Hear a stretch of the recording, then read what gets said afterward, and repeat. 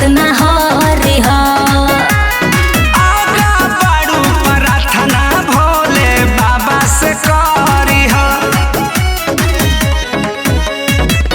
कृष्ण पे दर्दी में है हिम्मत ना हारी हा। आगा बड़ू प्रार्थना भोले बाबा से करी हा। एकदम कर दे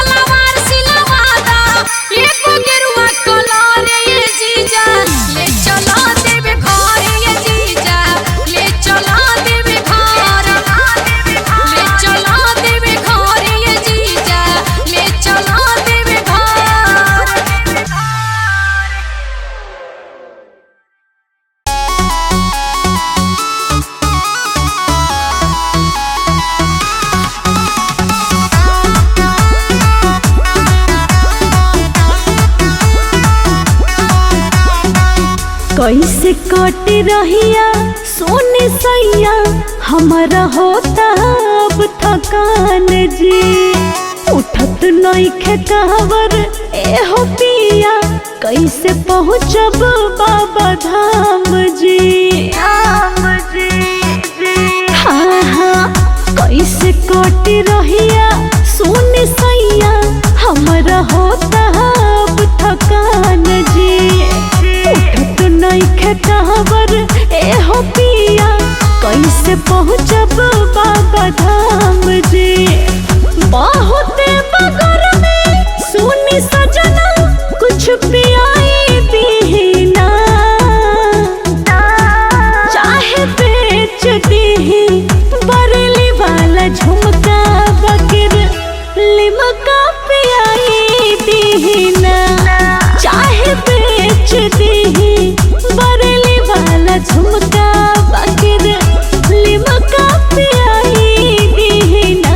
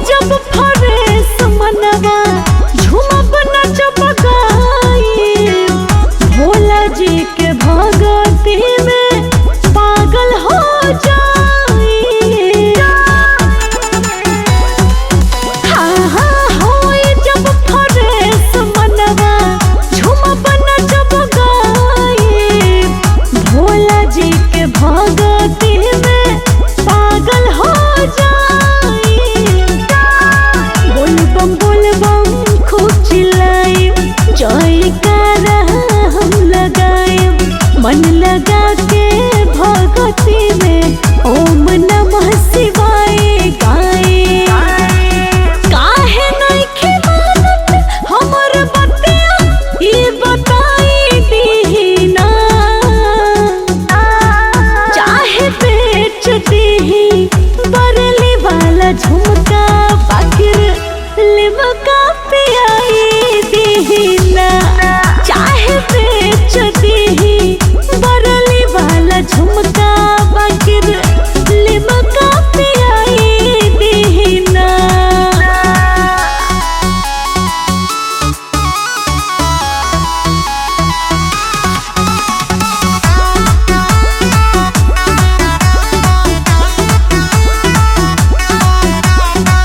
सुनी पति देव जोनी